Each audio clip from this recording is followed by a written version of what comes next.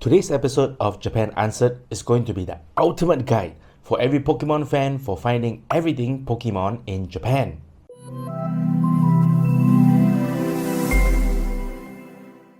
Hello and welcome to another episode of Japan Answered, a sub-series of Japan Explained. My name is Jay, and over the years I've worked, lived in and visited all 47 prefectures of Japan, so I'm going to try to answer some of your questions about Japan. Today's episode is based on questions which I have spotted over the months on Reddit and Facebook by Pokemon fans who are planning for Pokemon-themed trips to Japan. And since Pokemon Legends ZA was just released, and I myself am a Pokemon fan since the first generation, I think it'd be great to share this list of awesome official Pokemon-related things you can do in Japan. With that, let's dive in. Visit the Pokemon centers and Pokemon stores. There are several Pokemon centers and Pokemon stores scattered throughout Japan, all lined up with Pokemon goodies which would excite any Pokemon fan. While Pokemon stores focus mainly on Pokemon merchandise, Pokemon centers are official shops which offer more services and campaigns. For example, there are promotional periods where you can get exclusive Pokemon through mystery gift at these Pokemon centers. Trainer tip: if you are visiting a Pokemon center during your birthday month, show your passport to a friendly staff member when you enter the Pokemon Center to enjoy their birthday campaign and receive your special birthday Pokemon. Speaking of exclusive, each Pokemon Center has specific mascots with exclusive goods and photo spots which you might not want to miss. Like the Victini in Pokemon Center Tohoku in Sendai, Ho-Oh in Pokemon Center Kyoto, and Rayquaza in Tokyo's Pokemon Center Skytree Town. Apart from plushies and souvenirs, some of these Pokemon centers have trading card stations, arcade game machines, and even Pokemon-themed cafes. So there's something for every Pokemon fan. And we have stumbled on our second item on the list, which is to enjoy Pokemon-themed food at Pokemon cafes. There are currently 3 of such official cafes in Japan. There's a Pokemon cafe at Nihonbashi in Tokyo near Tokyo Station, where the Pokemon Center Tokyo DX is, and another Pokemon cafe at Shinsaibashi in Osaka, where the Pokemon Center Osaka DX is. These 2 Pokemon cafes serve a variety of main dishes, sweet desserts, and cute drinks, such as Pikachu and Charmander's Best Friends Forever Curry Plate, Snorlax's tummy-filling nap lunch plate, Last Resort Japanese mixed rice plate meal with Eevee and colorful friends, and Poltergeist and Sinisty's Tea Party fruit tea set. There's even special menus which change from time to time, so don't miss out if you manage to get a reservation. Trainer tip: the Pokemon Cafe is notoriously hard to get reservations for, so good luck if you are trying for it. I found a page where someone had compiled a number of tips for making reservations, so check out the link in the video description below for more details. If you are unable to get reservations at the 2 Pokemon cafes, well, luckily, the third place does not require one. It is actually called Pokemon Suites by Pokemon Cafe, and it is at Ikebukuro in Tokyo, where the Pokemon Center Mega Tokyo is. It is basically a takeout shop which features Pokemon-themed sweets and drinks on its menu, like the Pokeful with a Pikachu Sweets logo and more. Each of these 3 places also have exclusive merchandise that can make your visit even more special, so don't miss them on your way out. Stay a night at Pokemon-themed hotels. Fancy staying in a hotel room surrounded by your favorite Pokemon from door to ceiling? Then you will want to check out the apartment hotel Mimaru. Mimaru is an apartment-style hotel which is designed for medium to long-term stays and can cater to groups where guests can share the fun of their stay together. There are currently 27 Mimaru hotels in the major city of Tokyo and Osaka, and 10 of these hotels feature Pokemon rooms, where about 100 Pokemon are waiting to welcome you.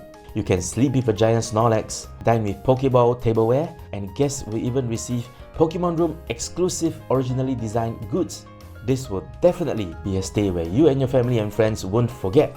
For more details, check out the official website in the video description below. Visit real-life locations of each main Pokemon game. You probably know this if you're a hardcore Pokemon fan who had played the games since the first generation, but the maps of the first few generations of Pokemon were actually based on real locations in Japan.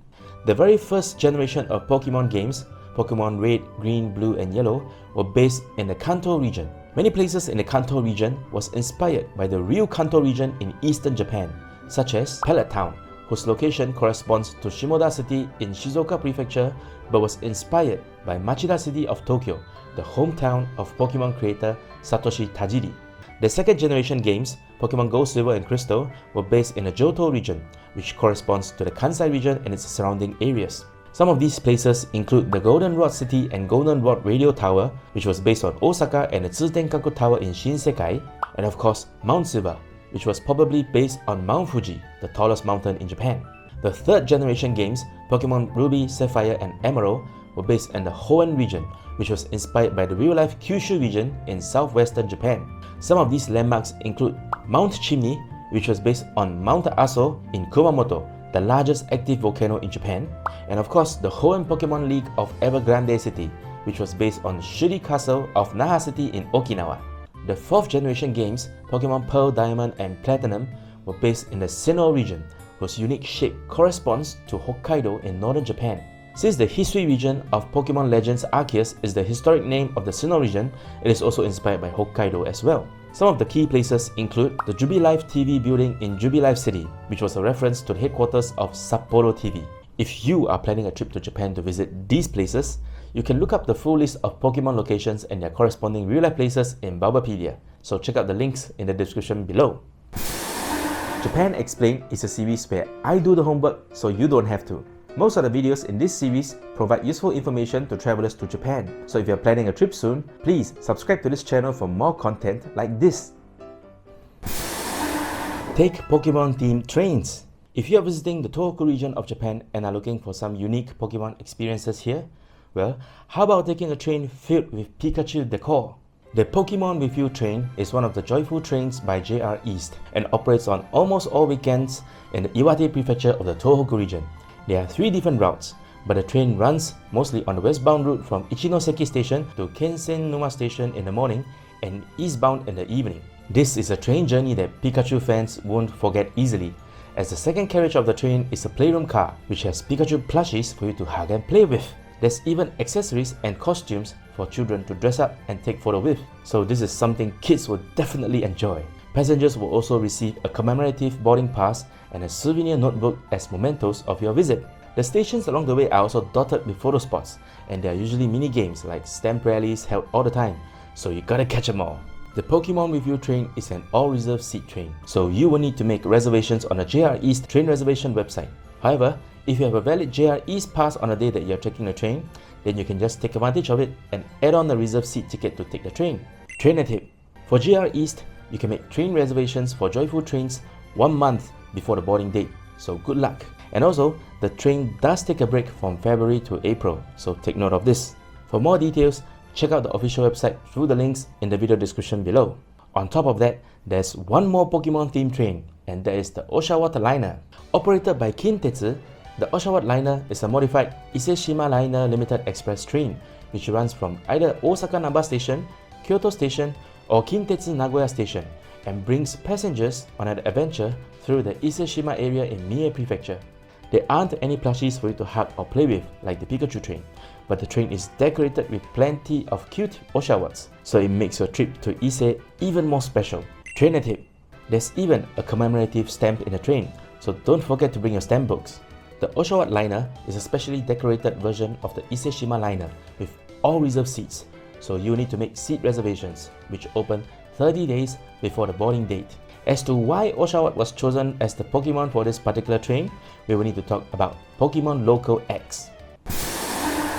Visit Pokemon Local X. If you are looking to visit less crowded parts of Japan and are a fan of certain Pokemon, you can check out the Pokemon Local X. In simple terms, the Pokemon Local X help to promote various places in Japan by highlighting their charms with fun activities. These prefectures are supported by their specific ambassadorial Pokemon, whose characteristics match those of their respective localities.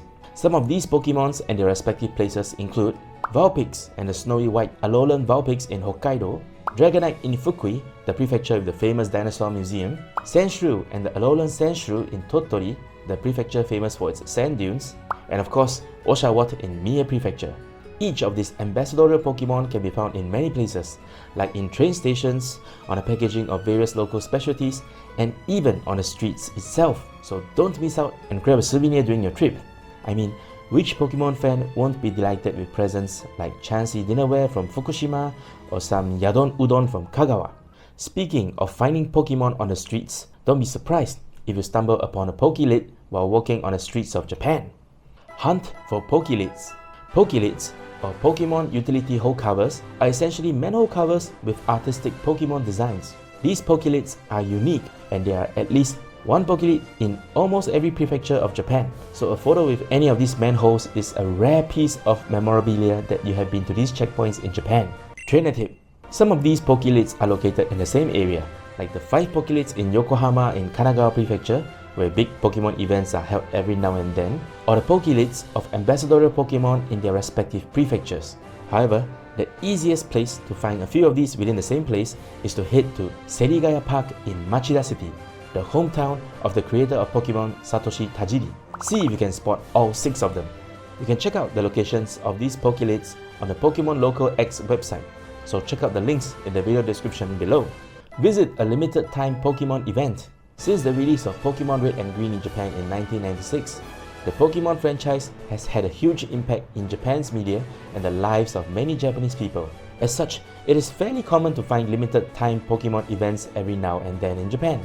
Some of these can be as straightforward as a collaboration with another company, resulting in cute and interesting products, like Pokemon Donuts from Mr. Donut and Pikachu flavored ice cream from Baskin & Robbins, to limited time events like the Pokemon Fossil Museum Traveling Exhibition, Pokemon appearances in Universal Studio Japan's Parade, and the Pikachu Outbreak at Yokohama in Kanagawa Prefecture. However, you will need to do your homework in order to catch these Pokemon events in time during your trip to Japan, so keep a lookout for them if you have your flights confirmed. And there you have it, a list of interesting and awesome official Pokemon things you can do if you are a Pokemon fan. I hope this will serve as some form of inspiration for your next adventure to Japan. For more details, check out the links in the video description below. If you found this video useful, drop a like or leave a comment to show some love for this series. Also, if you have any questions about Japan which you would like me to try to answer, feel free to drop a comment and your next question may be featured in the next episode of Japan Explained. With that, see you in the next episode. では、またね。